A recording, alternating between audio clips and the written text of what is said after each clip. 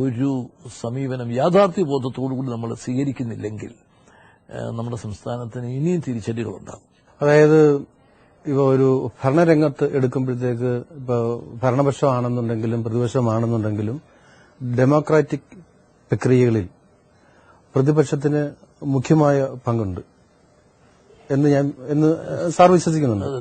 അപ്പോൾ ഭരണപക്ഷം എടുക്കുന്ന എല്ലാ തീരുമാനങ്ങളെയും എതിർക്കാതെ അവരോടൊപ്പം നിന്ന് പ്രവർത്തിച്ച്, അതായത് നല്ല കാര്യങ്ങൾ അതിനോട് അനുകൂലിച്ച് നിന്ന് പ്രവർത്തിച്ച് മുന്നോട്ട് പോകണം എന്നുള്ളതാണ്. അങ്ങനെയല്ലേ സാറും വിശ്വസിക്കുന്നത്?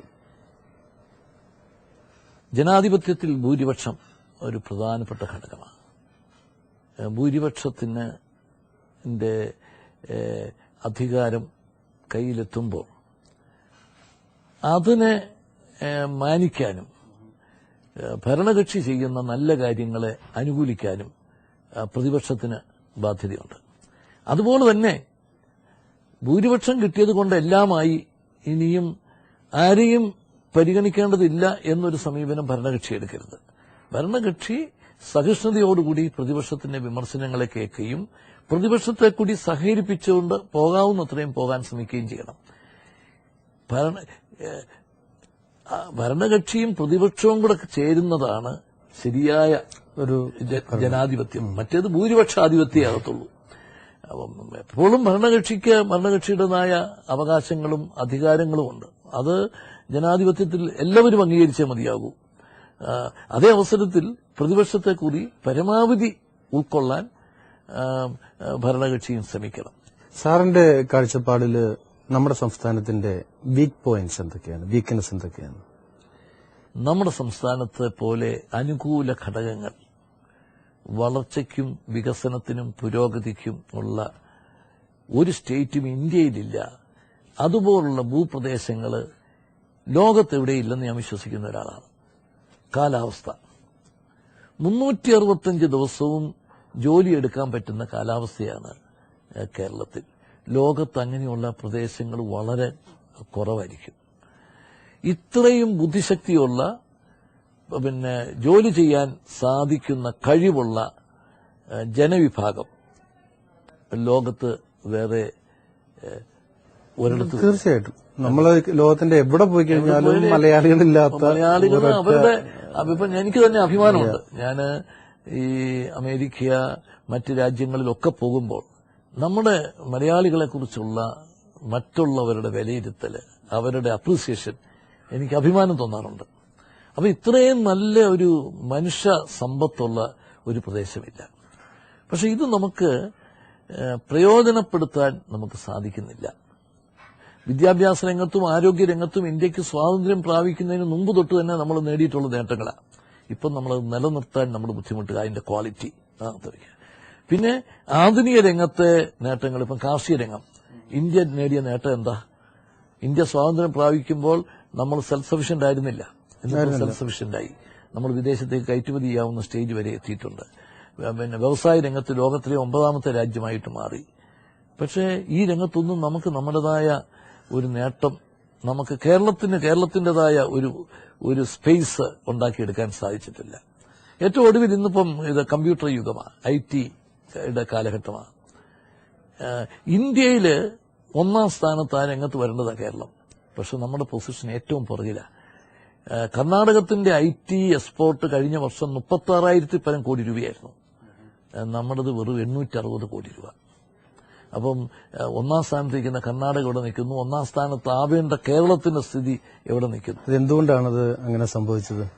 ഇത് സംഭവിച്ചിരിക്കുന്നത് നമ്മൾ യാഥാർത്ഥ്യ ബോധത്തോടു കൂടിയിട്ടുള്ള ഒരു സമീപനം നമ്മൾ സ്വീകരിക്കും. നമ്മുടെ കേരളത്തിൽ ഒരു 15 വർഷം മുമ്പ് വരെ കമ്പ്യൂട്ടർ വിരുദ്ധ സമരമായിരുന്നു. കമ്പ്യൂട്ടറാണ് ഇവിടുത്തെ തൊഴിലില്ലായ്മയുടെ മുഖ്യ കാരണം. കേരളം അതിന് കമ്പ്യൂട്ടർവൽക്കരണം സാധ്യമല്ല. ആ സമയത്ത് നമ്മൾ കമ്പ്യൂട്ടർ വിരുദ്ധ സമരം നടത്തുന്ന അവസരത്തിൽ കർണാടകവും തമിഴ്നാടും ആന്ധ്രയും അതിന്റെ ബാലപാഠങ്ങൾ പഠിച്ച് മുമ്പോട്ട് നീങ്ങുകയായിരുന്നു. നമ്മളത് കമ്പ്യൂട്ടർ നമുക്ക് വേണ്ടതാണ്, ഇത് പിന്നെ തൊഴിലില്ലാത്ത ചെറുപ്പക്കാരന്റെ ശത്രുവല്ലെന്ന് നമ്മൾ തിരിച്ചറിയുമ്പോഴേക്കും നമ്മളെ ബഹുദൂരം പിന്നിലാക്കി മറ്റ് സംസ്ഥാനങ്ങൾ മുമ്പിൽ പോയി കഴിഞ്ഞിരുന്നു. അപ്പം നമ്മൾ പല കാര്യങ്ങളും യാഥാർത്ഥ്യബോധത്തോടുകൂടി പ്രതികരിക്കാൻ നമ്മൾ വൈകുന്നു. ഇന്നത്തെ സാഹചര്യത്തിൽ ഏറ്റവും കൂടുതൽ തൊഴിൽ സൃഷ്ടിക്കുന്നത് കമ്പ്യൂട്ടർ ഫീൽഡാണ്. പക്ഷെ നമുക്ക് ഏറ്റവും വലിയ ഇത് വന്നിരിക്കുകയാണ്.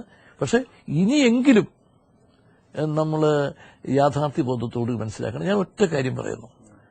ലോകത്ത് എവിടെ പോയാലും നമുക്ക് അറിയാൻ സാധിക്കും, ഏത് രാജ്യത്തിന്റെയും വികസനം അതിന്റെ ഇൻഫ്രാസ്ട്രക്ചറിനെ ആശ്രയിച്ചിരിക്കും. ഇപ്പൊ ഇവിടെയൊക്കെ വരുമ്പോൾ എത്ര സൗകര്യമായിട്ടുള്ള റോഡുകൾ, എത്രമാത്രമുള്ള ഇതാണ്.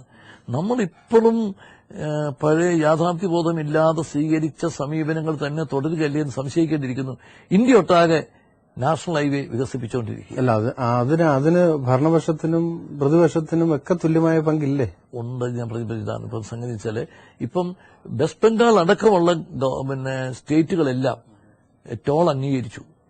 ഇന്ന് കേരളത്തിലെ ഗവൺമെന്റ് ടോൾ കൊടുക്കാൻ അതിനോട് യോജിക്കുന്നില്ല. എന്ന് പറഞ്ഞാൽ കേരളത്തിലെ നാഷണൽ ഹൈവേ എല്ലാം ഇന്നത്തെ നിലയിൽ കിടക്കും. ബാക്കിയുള്ള സ്റ്റേറ്റിലെ നാഷണൽ ഹൈവേ എല്ലാം 4 വരിയാക്കി മുമ്പോട്ട് പ്രൊസീഡ് ചെയ്യാം.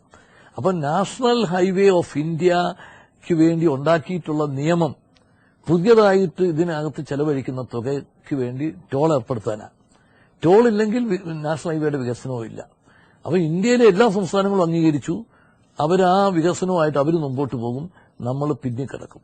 അപ്പൊ അതാണ് ഞാൻ പറഞ്ഞത്, നമ്മൾ ലോകം മാറുക, ഇന്ത്യയിലെ മുഴുവൻ സംസ്ഥാനങ്ങളും ഈ കാലഘട്ടത്തിനനുസരിച്ച് മാറ്റങ്ങൾ ഉൾക്കൊള്ളുക.